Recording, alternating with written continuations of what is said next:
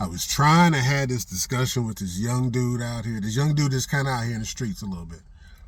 But I was trying to have a discussion with him and tell him how money, cash in particular, is basically for poor people. He wasn't hearing it, he couldn't understand it, or I couldn't explain it to him. But I kept saying to him, this thing right here that we all chase, that we all go after, this thing, cash, no matter what country, no matter what currency, this thing here, it loses value every single day, every week, every year, every second. And there's nothing you can do about it because of inflation. Now, I didn't want to make it some big drawn out economic monetary discussion, but the point being is because of inflation, that money is leaking. That dollar, it leaks. It leaks value. It loses value every single day, and there's nothing you can do about it. So the point, the goal, is to chase this paper money, get it, and then put it in an account. But when you put it in an account, it's still losing value. First of all, the bank is using your money. The moment you put it in the bank is like, thank you, we're going to loan out 90% of what you just gave us. So the bank is making money off of your money. Think about that. You went out and you worked hard to make the few dollars that you can make, make the big dollars that you can make, the cash, right? You put it in the bank thinking you're being cool, thinking you're being smart, thinking you're being safe.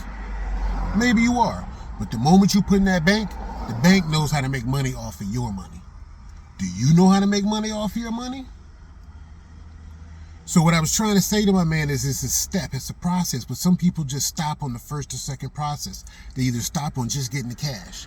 Now, depending upon your trade, depending upon your profession, you try to make that cash stack. You know what I'm saying? You need it to stack, and then you can make moves with that. Understandable. At that point, it's an investment, but it's still cash that's leaking. But you need a lot of it to make this move. Okay.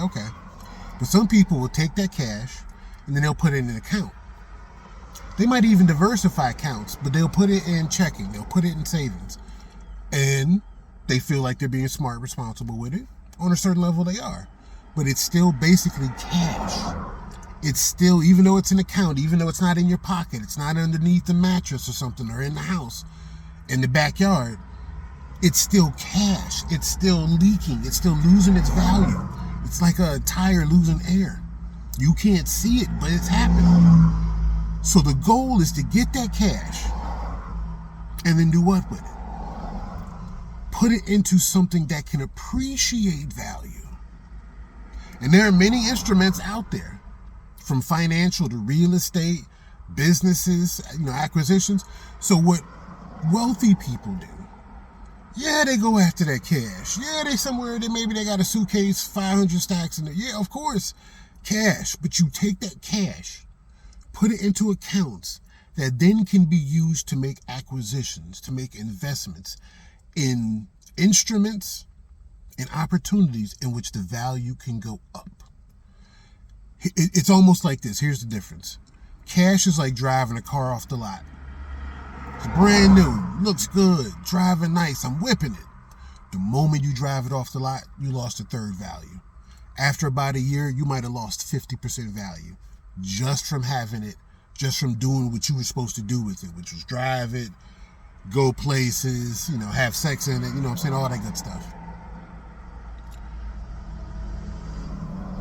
But the other route, credit, debt, putting your money into an investment that could appreciate value, that's like buying a house.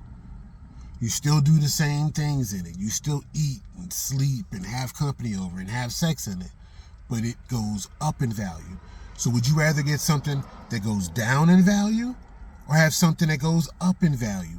Cash can never go up in value. The only time that cash does gain value is when interest rates are really high, and then that makes that currency attractive to investors. But that's that currency. That's a little bit different than the cash that we're talking about. Cash, like I said, I don't want to make this a big complicated discussion, but essentially cash is always leaking.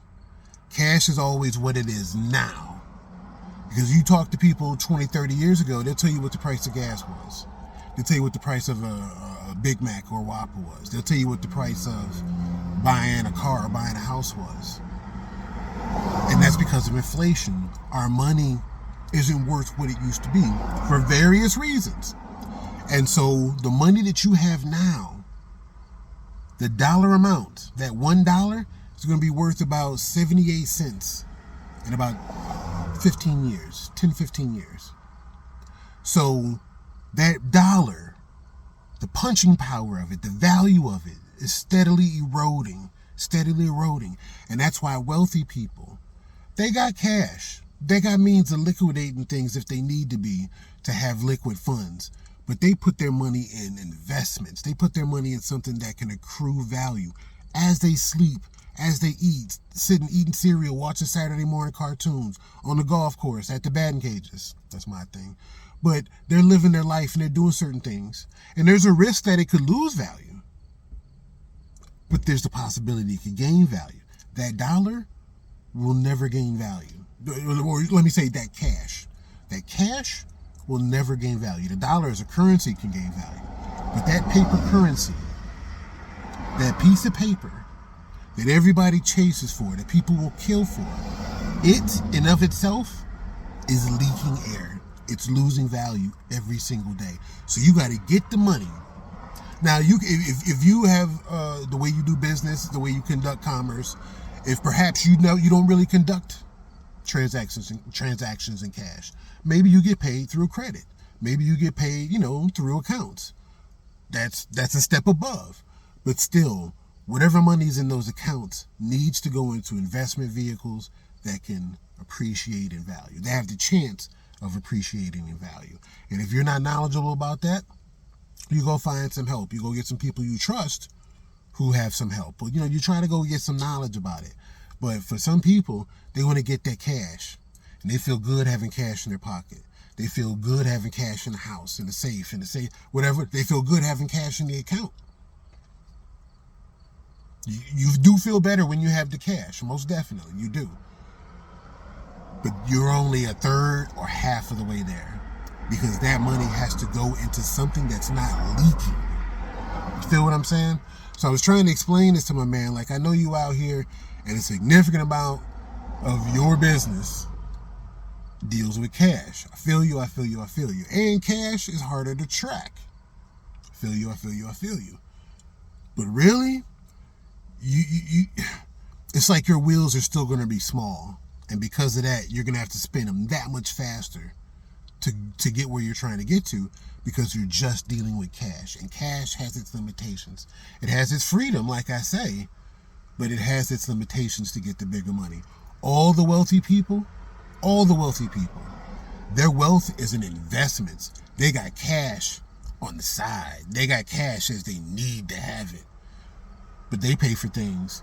And here's the other part. And like I made another video about this. So check out some of my stuff in the catalog. Talk about different stuff from the perspective of a young Gen Xer. But wealthy people, I wouldn't even say rich people, wealthy people, they deal in credit and debt. They, like, they finance things. They don't use cash per se. Cash comes in, goes into accounts, that pays for investments, goes into investment vehicles, acquisitions, and then that money generates more wealth. The cash is like I say, cash is basically to pay the populace, to pay the people, so the people have something to put in their pockets. But the wealthy people, they deal in credit and debt, and they know how to manage that. So I was saying to my man, like, I know you getting that cash and that's making you feel good,